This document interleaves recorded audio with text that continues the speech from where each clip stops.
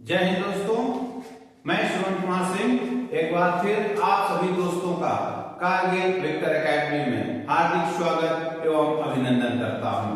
जैसा दोस्तों आप लोगों को मालूम है कि उत्तर प्रदेश होमगार्ड 2025 की भर्ती निकल चुकी है और यह वीडियो लाने में दोस्तों मैं थोड़ा सा डिले हो गया हूं, पर देर आया हूं और दुरुस्त आया हूं। आपके लिए एक एक बारीकी के साथ इस भर्ती के बारे में बताऊंगा।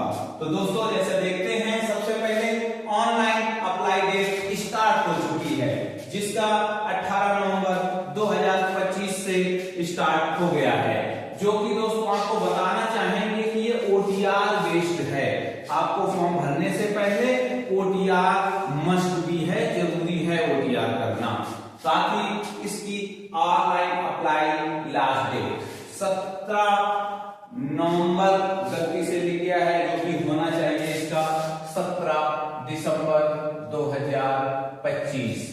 तो दोस्तों इस तरह से टोटल पोस्ट 41,425 हैं, जो कि शायद मेरे समझ में या मेरे कार्यकाल के दौरान इतनी लार्ज अमाउंट में वैकेंसी पहली बार होमगार्ड की आयोजन किया जा रहा है।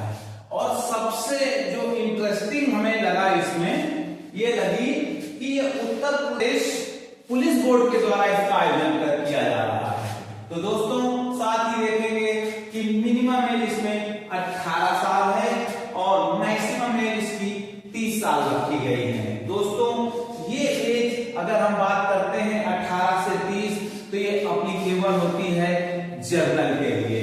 अगर बात करें तो OBC, SC, ST इन तीनों के लिए इसमें 5 साल की छूट है। तो जहां पे जनरल कैंडिडेट को 18 से 30 का मिल रहा है, वहीं पे OBC, SC और ST वालों के लिए 5 साल की छूट है, यानी 35 ईयर तक है। साथ ही दोस्तों आपको बताएंगे कि कैसे कब आप 18 साल के पूरे होंगे और कब इसका आप फॉर्म अप्लाई कर सकते हैं। तो दोस्तों जिस भी व्यक्ति की उम्र 1 जुलाई 2025 को 18 साल पूरी हो गई है, वह बच्चा इस फॉर्म को अप्लाई कर सकता है। साथ ही दोस्तों बताना चाहेंगे इसमें एग्जाम फीस क्या रखी गई है। तो दोस्तों सीधा सा है, जनरल के हैं आप, चाहे EWS में हो, पर आपको 400 रुपीज देना है। साथ ही दोस्तों OBC, SC, ST के लिए 100 रुपए की छूट दी गई है और आपको केवल 300 रुपए पेमेंट करना है।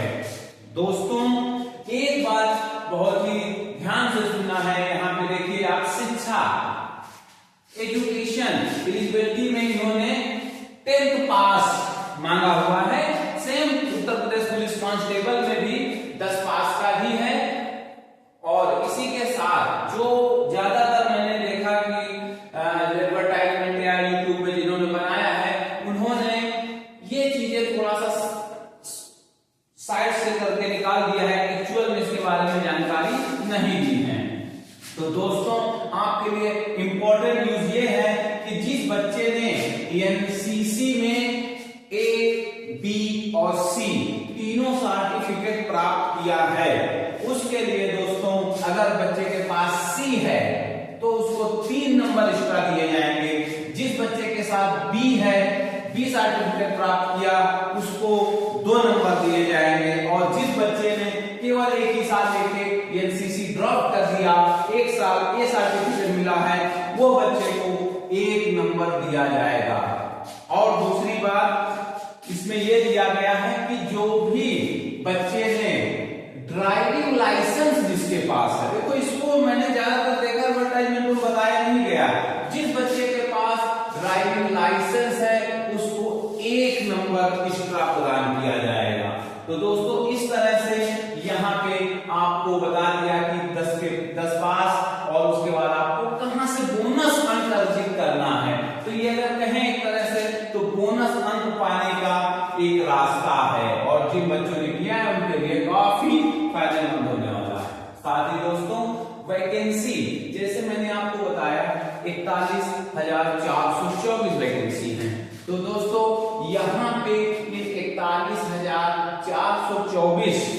पोस्ट को अलग अलग तोड़ दिया गया। जैसा हम जानते हैं उत्तर प्रदेश में 75 डिस्ट्रिक्ट हैं, 75 डिस्ट्रिक्ट में इसको डिस्ट्रीब्यूशन कर दिया गया है उसके पॉपुलेशन के आधार पर। जैसे अगर ये कारगिल विक्टर एकेडमी यहाँ पे है तो ये कानपुर में है, तो जो कानपुर के अगल बगल वाले जिले हैं उनको मैंने यहाँ पे मेंशन किया है कि कहाँ पे कितनी वैकेंसी है। इसी तरह से लिस्ट है नोटिफिकेशन में, उसको टैग कर दी जाएगी। तो दोस्तों इसमें देखें सबसे पहले डिस्ट्रिक्ट वाइज वैकेंसी में ये इसी का सब पार्ट है, यानी 41,425 का सब पार्ट है। तो अगर हम देखें कि उत्तर प्रदेश में कानपुर जितना बड़ा है उसी हिसाब से उतनी बड़ी वैकेंसी दी गई है, जिसमें 1947 पद दिए गए हैं, जिसमें से उसी के जस्ट बगल में गंगा जी पार करेंगे आप उन्नाव पहुंचेंगे वहां 738 है। साथ ही हमारा फेवरेट जिला रायबरेली वहां पे 472 है, और उसके बाद फतेहपुर 583 वैकेंसी है, और कानपुर देहात 380 है। तो दोस्तों ये मैंने केवल 4-5 जिलों के नाम आपको इसलिए बताया क्योंकि ये हमारे सराउंडिंग में है, इसलिए बताया है।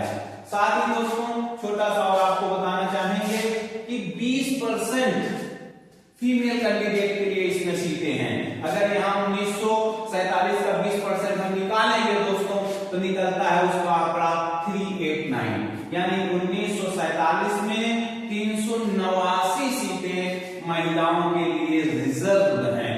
दूसरा यहीं पे देखते हैं एक्स सर्विसमैन का, जो कि उत्तर प्रदेश में 5% है, और उसी के बिहाफ पे कानपुर में 97 सीट एक्स सर्विसमैन पे दिए है। तो दोस्तों यहां साथ ही मैं एक्स सर्विसमैन भाइयों से अनुरोध करता हूं कि जो आप निगम में और कई जगह पे ऐसी ड्यूटियां कर रहे हैं जो कि आपको संविदा पे रखा है, आप लोगों के लिए व्यवस्थाएं वहां पे नहीं है, उनसे दूर होते हुए अगर आप इस फॉर्म को भरते हैं उत्तर प्रदेश होमगार्ड, जिसमें हमने अभी नोटिफिकेशन में दिया था, जिसका बेसिक लमसम 5200 है, जो कि अगर इसका ग्रॉस सैलरी हम निकालेंगे तो ग्रॉस सैलरी में 30,000 प्लस जाएगी। साथ में जो भी वेतन और भत्ते हैं वो उत्तर प्रदेश पुलिस के बराबर हैं। कारण ये है कि इसको उत्तर प्रदेश पुलिस भर्ती बोर्ड ने निकाला है। तो दोस्तों इसी तरह से 97 भर्ती है आपकी एक्स सर्विसमैन में, तो जरूर फॉर्म भरें और अपना आगे का रास्ता प्रशस्त करें। 2% सीट हमारे जो स्वतंत्रता संग्राम सेनानी हैं उनके आश्रितों के लिए रखा गया है। तो इस तरह से दोस्तों ये 5 डिस्ट्रिक्ट का मैंने आपको वैकेंसी डिस्ट्रीब्यूशन करा दिया, और ये पूरी वैकेंसी 41,425 75 डिस्ट्रिक्टों में डिस्ट्रीब्यूट की गई है। अब दोस्तों आता है अगला चरण, जिसमें होगा आपका लिखित परीक्षा। लिखित परीक्षा में दोस्तों सबसे पहले आपका OMR बेस्ड पेपर होगा। OMR based paper in the sense कि आपका रिटन एग्जाम होगा और ऑफलाइन होगा, यहां से ये निष्कर्ष निकलता है दोस्तों। 100 नंबर का होगा, टोटल क्वेश्चन के नंबर हैं जो 100 होंगे, जो कि सामान्य ज्ञान से संबंधित हैं। साथ ही दोस्तों एक क्वेश्चन 2 अंक का है, टोटल 200 अंक का है। साथ ही इसमें समय जो रखा गया है 2 घंटे आपको समय दिया जाएगा। दोस्तों यहाँ पे फिर एक छोटी सी बात आपको बताना चाहेंगे, नोटिफिकेशन में क्लियर कट लिखा गया है कि 25% से नीचे अगर किसी के अंक आते हैं तो वह अगले स्टेज के लिए क्वालिफाई नहीं कर पाएगा। तो इसका ये मतलब है कि आपको 25 प्लस नंबर गेन करना पड़ेगा। दोस्तों यहाँ पे हम आपको बता दें कि सामान्य ज्ञान को हल्के में ना लें। पहली बात, सामान्य ज्ञान को हल्के में ना लें। अभी कुछ ही समय पहले आपने देखा उत्तर प्रदेश पुलिस कांस्टेबल का जो पेपर हुआ था उसमें एक्स सर्विसमैनों की देखो मेरिट बहुत हाई गई थी और सबकी ही लमसम काफी गई थी, तो इसलिए सामान्य ज्ञान का कोई अता पता नहीं रहता कि कौन कहां से आ जाए। तो इस वजह से बिल्कुल बी अलर्ट और बिल्कुल पढ़ाई पे अपना फोकस करें। साथ ही दोस्तों आगे देखते हैं, इसमें रिजर्वेशन की कहानी। ओबीसी के लिए 27%, जो कि हॉरिजॉन्टल ऑलरेडी सेंट्रल और स्टेट से पहले से ही है। एससी के लिए 21%, एसटी के लिए 2% और ईडब्ल्यूएस के लिए 10% की व्यवस्था की गई है। तो दोस्तों इस तरह से ये होमगार्ड भर्ती का पूरा सिलेबस रहा। अब हम चलते हैं पीएसटी और पेट के बारे में। तो सबसे पहले देखेंगे physical standard test for male category. तो दोस्तों पहले पुरुषों के लिए जनरल, ओबीसी और एससी के लिए हाइट 168 सेंटीमीटर, चेस्ट 79 मिनिमम, फुलाव के साथ 84 यानी 5 सेंटीमीटर फुलाव के साथ होना चाहिए। एसटी 160 सेंटीमीटर इनकी हाइट मानी गई है और इसमें भी इनको 77 से 82 सेंटीमीटर तक चेस्ट होना चाहिए।